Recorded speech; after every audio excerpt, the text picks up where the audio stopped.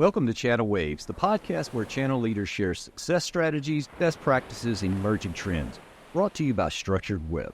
Here's your host, Steven Kellam. Welcome, everybody, to another episode of ChannelWaves. I'm your host, Steven Kellam. I'm very excited to having Rachel Tuller, longtime channel chief, joining me today.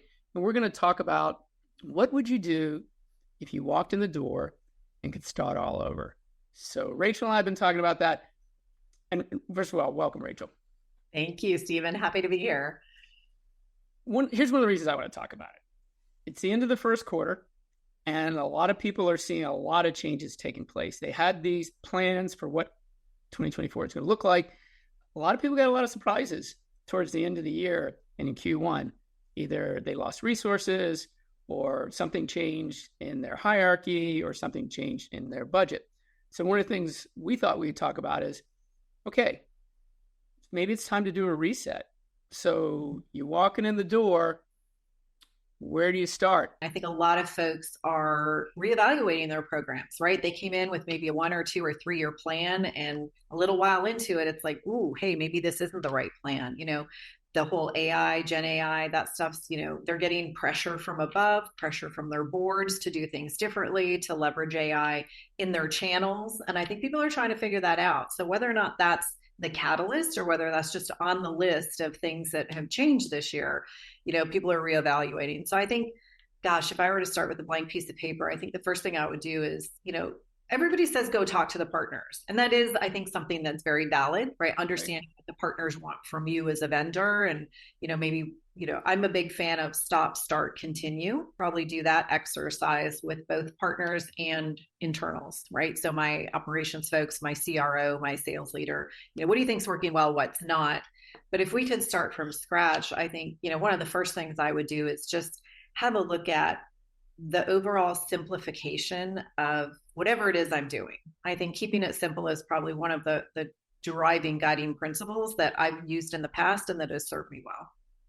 Well, as a partner, 2 comments, a former partner, 2 comments on that. One is I did want vendors coming to me and asking me what I thought, but what I really wanted was a vendor coming to me and telling me, having already listened, what they were already doing.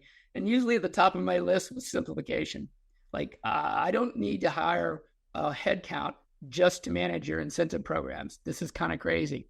Okay, I come from the incentive world, so that was where I always went on it. But yeah, I think simplifying everything.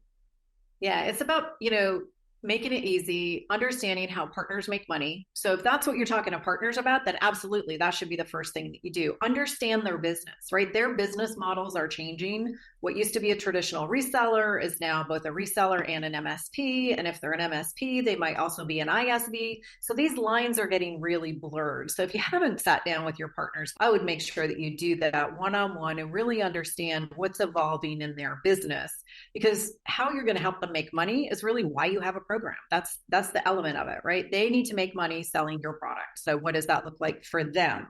And so then you come back to, okay, what are our customers asking for, right? Because I think that's one thing that we in the partner world tend to forget is the customer experience and what the customer needs out of the joint partnership between me and my partners. That would be step 1. That's something that I have tended to do midway towards the end and say, oh, these are all the successful partners. This must be my ideal partner profile, instead of really building towards that or building for that at the very beginning. So that's something I'd probably, reverse engineer from how I've done it traditionally. So you're starting on the external side, and we're going to get into the internal side and what covers there. But I think there's so many moving parts on that external side, right? There is the customer, I agree, and there's the partner we talked about. Then there is the people that you co-sell with as well, too. It's gotten pretty complicated. You sort of need to know all of them to be knowledgeable before you start to manage it internally. At least that'd be my first idea. No, I think that's true. And, the internal piece is not to be underestimated. I think we all want to be externally focused, right? Do what's right for the partner. We also have to remember who we work for, who signs our paychecks. And so what do the economics in the partner economy look like that support our business, right? That make us successful? Is it front-end discounting? Is it back-end rebating? Is it different kinds of incentives that don't actually cost money? Yes, it's all of those things. And so what's the magic mix for you and your vendorship? The other thing I would do differently is I would include all of my finance, ops, and internal sales leaders from the beginning, not go to them and say, here's our new program. How can you help me? I would say, hey, would you like to help me create our new program? And, make sure that they're part of that. Why do you think that seems like a logical way to do things? Is this territorial? Is it because of the way the data flows? Is it because of different MBOs? What is it that has kept us from getting there? Because it seems very, very logical, at least. You think that it would be. And there are some people that do that and do it really well. So I'm not saying, all vendors are like that, but there tends to be, I don't know about you, but when I'm in a partner community inside my company, I often feel like an island. I often feel like my partner business is isolated from the rest of the world because I've got partner ops and partner marketing and partner strategy, which is all separate from, or at least adjacent to, the overall go-to-market strategy, go-to-market finance. And while it may be adjacent or attached, it's not central. And so my objective would be to be more central in the conversations with my leadership of those groups, not just the folks who are actually turning the dials and pushing the buttons. Sit down with your CFO, sit down with your VP of finance, sit down with your VP of operations and say, how are you going to help support my partners in this new program? And let's see if we're all rowing in the same direction, first of all. So how do you get the sales and marketing people on the same page? Well, I think you understand what is important to them, right? Anytime you want to get somebody on your same page, it's like, what works for you? What are your goals and objectives? And then once you have that level of understanding, it's easy to then talk to them about, oh, well, if you helped me with these joint marketing campaigns, that would help joint drive pipe, which you get credit for. And that's what you get paid on. So being able to tie your activities back to how they're measured, I think is really key. I'm curious what you think. A lot of times I see this around systems or a lack of data. And if you don't have transparency, it's really easy to talk about attribution and accountability. But if you don't have the data to prove it, I've seen really good friends on something fall apart because they can't make their case or they don't have the data. And everything just breaks when that falls apart. You can use data to build your case or define what your case is, or you can use data to support it after the fact. I think a lot of us in the channel tend to lead with experience and intuition and then go try and find the data to back it up. My thinking recently has been around, let's leverage the data to glean insights from to help us shape our program, shape our approach, shape what we want to do, right? Tells us where products are sold, who's selling them. Let's leverage that at the beginning, glean those insights, and then we can build a program based on that versus sticking with what we've always known and then trying to shoehorn the data to fit our story. Yeah, I live in the automation world, right? And we're a platform. That's what we do. But even I know, and I've seen that the most success we've had is when there was an emphasis on build the program, build the process, and then put the automation behind it. And I'm actually completely fine being the third piece coming on board on that, because as an automation platform, we want to be there for 10 years, right? And this cycling of not having the programs in place and not having the processes in place before they get there and not having that data in place is probably what causes us more headaches than anything else. Yeah, I agree. And, automation is so key because as we look to simplify, streamline, all of those things, right? We're all dealing and having to do more with less, right? Less bodies, less people, less partners, some cases, because we're getting more refined in our approach. We've got to have that automation to be able to scale. And so I think including that in the overall design at the beginning versus it being a bolt-on later that says, oh, here's our process and maybe we should automate it. Let's start with the automation for a change. Let's look at, what are the tools out there that maybe I haven't looked at in 2 or 3, and I'm saying even last year, even if you were looking for, say, a PRM last year, what you think you might not know is something that I've been telling myself, right? Like, just go get educated because there's so much out there that you don't even, like, they build the process for you, right? You don't have to reinvent the wheel. It's already there. Okay, we made it 15 minutes into the podcast. We haven't said AI yet, but once you did say ecosystems. So let's talk about ecosystems for a second. How is that affecting you today? By the way, this is a plug for Larry Walsh. He actually did a really nice little podcast recently defining what an ecosystem is. I'm telling you, the whole ecosystem thing, I was talking about ecosystems inside of a little incentives world 10 years ago. So for me, I have a place to go and a reference, but I see people rolling their eyes when they talk about ecosystems because it's so strangely defined, but it's incredibly important in all of its layers, right? Yeah. An ecosystem, I mean, anytime you think of a system or a solar system or so, it's like all these moving parts that eventually bump into each other and roll into each other. To me, that's an ecosystem right now. And it's like I shared earlier about the different partner types even, right? What we used to have defined very clear definition of partner types are not so much anymore. They're ecosystem players. They're an SI who does services, who is an MSP who builds their own technology, and yet they also have a services and consulting practice.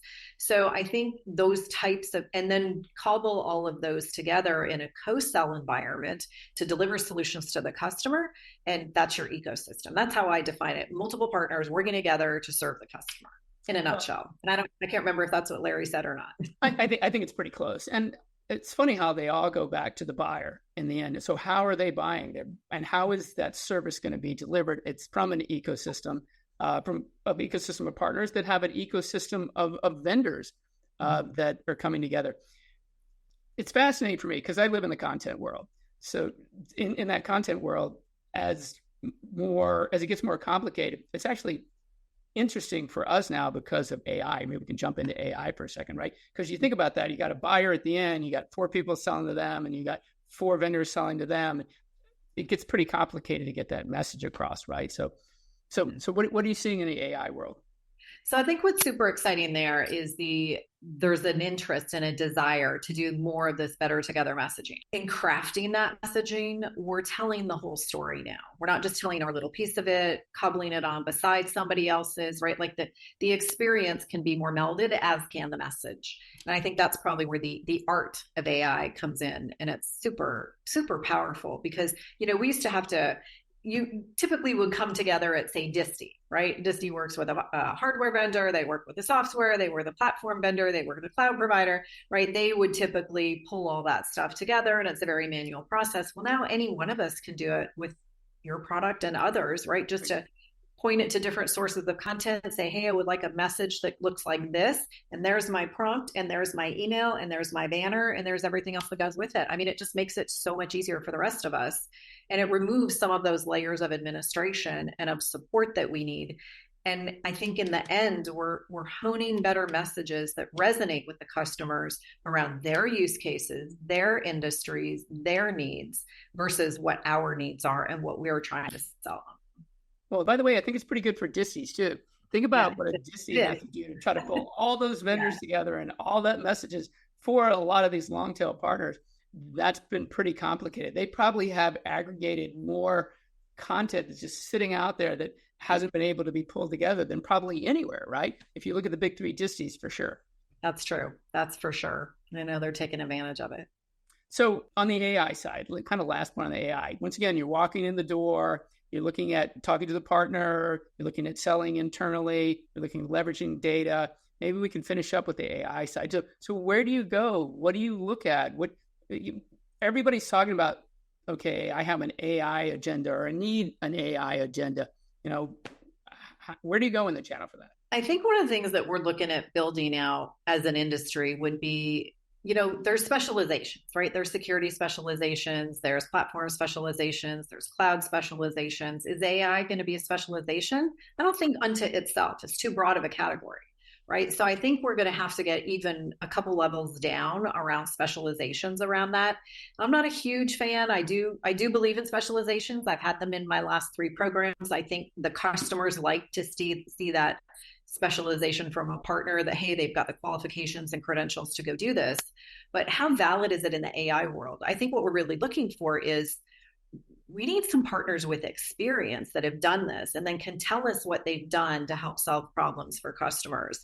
And so that's more storytelling. That's more use cases. That's more, here's what I've done for them and I can do for you. And I know in the marketing world, we love use cases. We get them out there all the time because that's what rings a bell with customers. Trying to find partners that can tell that story really well has been a challenge. We need partners to go tell those stories. And that's been hard. It's been really hard for partners. I believe that AI is going to change what partners are able to do very quickly. And it's really interesting on that storytelling piece, right? There's a lot of big picture around AI. And this is what's interesting. You walk in, you want to program, where do I use AI? What's it effective? I think the low hanging fruit is actually in the storytelling. I think that's going to be one of the easiest places for people to really get value out of. Yeah, and shameless plug, that's where you guys definitely win. I didn't mean to be in a shameless plug. Well, not for you. I can say it. You can't say it, but I can say it. You can say it because it's been look, what's the number one truism of 95% of the partners? They're bad at what? Marketing. There we go. So we know this. I think anybody, yes. And it's just absolutely bad. And even if they're good at it, they don't have the time. I have the resources. Yeah, I think pulling all these things together in the end, if you want to shorten the time to revenue, you make them better storytellers. I totally believe on that. And just one more thing on AI internally, like using it to run your business, I think is something that we as channel chiefs need to take a look at, right? Our CROs are asking us for all kinds of really great data. They're asking us for insights. They're asking us to be smarter, right? Glean these kind of stories ourselves from our business.